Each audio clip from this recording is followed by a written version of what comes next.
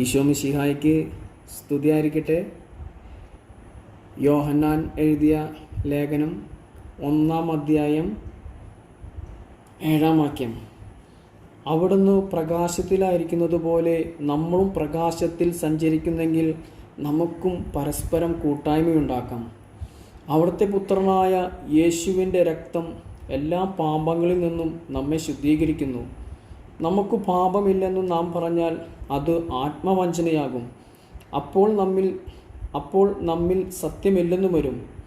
എന്നാൽ നാം പാപങ്ങൾ ഏറ്റുപറയുന്നെങ്കിൽ അവൻ വിശ്വസ്തനും നീതിമാനുമാകിയാൽ പാപങ്ങൾ ക്ഷമിക്കുകയും എല്ലാ അനീതികളിൽ നിന്നും നമ്മെ ശുദ്ധീകരിക്കുകയും ചെയ്യും. നാം പാപം ചെയ്തിട്ടില്ല എന്ന് പറഞ്ഞാൽ നാം അവനെ വ്യാജം പറയുന്നവനാക്കുന്നു. അവൻ്റെ വചനം നമ്മളിൽ ഉണ്ടായിരിക്കുകയുമില്ല. ആമേൻ.